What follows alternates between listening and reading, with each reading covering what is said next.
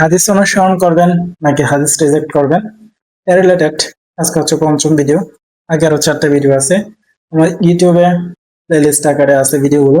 সবগুলো দেখার পরে আপনার ডিসিশন নেন আপনার কি করা উচিত।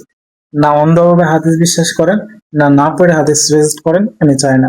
সো আজকে আমি আপনাদের সাথে একটা ভিডিও শেয়ার করবো, আমি কোরআন 2টা আয়াত শেয়ার করবো।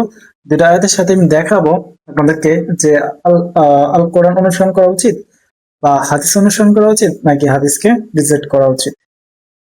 হাদিস যে অনুসরণ করা লাগবে, আমাদের আলেম, মাওলানা, পীর, মুফতি, আল্লাহর ওলিরা যে রেফারেন্স দেয় এর মধ্যে একটা রেফারেন্স হচ্ছে সূরা আন-নাজমের আয়াত নাম্বার হচ্ছে 3 থেকে 4। এখানে বলা হয়েছে তিনি রাসূল নিজের প্রকৃতি থেকে কোনো কথা বলেন না, এটি তো কেবল ওহী যা তার প্রতি অবতীর্ণ হয়েছে।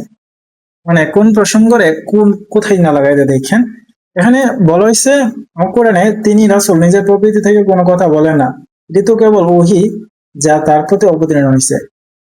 নিজের প্রকৃতি থেকে কোনো কথা বলে না, এটা ওহী। তাইলে এই জিনিসটাকে বানাইছে আমাদের আলাম, মাওলানা, পীর, মুফতিরা হাদিস অনুসরণ করা। নবী সাল্লাল্লাহু আলাইহি সাল্লাম যখন আল কোরআন প্রচার করতেন, ধর্ম প্রচার করতেন, তখন মানুষ কমপ্লেন করতেন যে নবী সাল্লাল্লাহু আলাইহি সাল্লাম নিজ থেকে বলছে, নবী সাল্লাল্লাহু আলাইহি সাল্লাম বানায় বলছে, নবী সাল্লাল্লাহু আলাইহি সাল্লাম নিজে লিখছে। তাইলে আল কোরআনের ওহী নবী সাল্লাল্লাহু আলাইহি সাল্লামের উপর নাজিল হয়েছে, সে ওহী নবী সাল্লাল্লাহু আলাইহি সাল্লাম প্রচার করতেন। তাহলে এটা তো আল কোরআনের কথা বলা হয়েছে, এখানে হাদিসের কি প্রসঙ্গ আসছে? আচ্ছা, আমরা একটা নিচে আরেকটা আয়াত আছে, এটা দেখি সূরা আল মাইদা 48 নম্বর আয়াত। এখানে বলা হয়েছে, অতএব আপনি তাদের মধ্যে আল্লাহ যা নাজিল করেছেন সে অনুযায়ী ফয়সালা করুন এবং তাদের প্রকৃতি অনুসরণ করবেন না। দেখছেন, মানে নবী সাল্লাল্লাহু আলাইহি সাল্লামকে কারো প্রবৃত্তি বা নিজের প্রবৃত্তি এগুলো অনুসরণ করার কথা বলা হয় না। নবী সাল্লাল্লাহু আলাইহি সাল্লামকে বলা হয়েছে যে আপনার উপর যা নাজিল হয়েছে, যা বিধান আসছে সেই মোতাবেক আপনি বিচার করেন, সেই মোতাবেক আপনি চলেন এবং মানুষদেরকেও সেই মোতাবেক চলার নির্দেশ দেন। তাহলে নবী সাল্লাল্লাহু আলাইহি সাল্লাম যে মোতাবেক চলতেন, নবী সাল্লাল্লাহু আলাইহি সাল্লাম যে মোতাবেক করতেন, যে জিনিসগুলো মানতেন, আর এই জিনিসগুলো কোথায় আছে? জিনিসগুলো আল কোরআন আছে। আমাদের তো তাইলে আল কোরআন অনুসরণ করা উচিত। হাদিস কিভাবে হয়? হাদিস কি নবী সাল্লাল্লাহু আলাইহি সাল্লাম থাইকে থাইকে লিখছেন? মানে এক একজন এক একটা কথা নবী সাল্লাল্লাহু আলাইহি সাল্লামকে চালাই দিছে, এটা হাদিস হয়ে গেছে। এটা নিয়ে এখন মানুষ দৌড়াদৌড়ি করতেছে, মানে এটা ইসলামের মূল বিধান হয়ে গেছে। অথচ আল কোরআন নবী সাল্লাল্লাহু আলাইহি সাল্লাম অনুসরণ করতেন, অসংখ্য হাদিস আছে, অসংখ্য আয়াত আছে।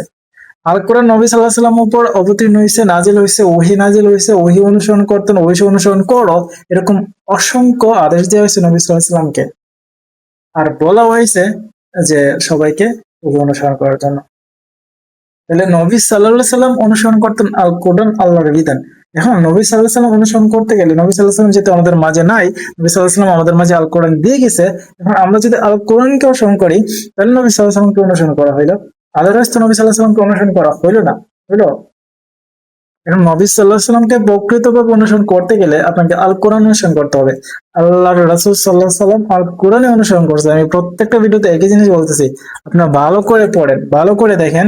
আপনারা নাইলে অনলাইনে সার্চ দেন যে নবী সাল্লাল্লাহু আলাইহি সাল্লাম কি অনুসরণ করতেন, অসংখ্য আয়াত পাবেন নবী সাল্লাল্লাহু আলাইহি সাল্লাম কি অনুসরণ করতেন। নবী সাল্লাল্লাহু আলাইহি সাল্লাম যে জিনিসগুলো অনুসরণ করতেন সেই জিনিসগুলো আল কোরআনে লিপিবদ্ধ আছে। অন্যান্য মানুষেরা যে জিনিসগুলো লিপিবদ্ধ করছে এগুলোর মধ্যে অনেক ভুল আছে।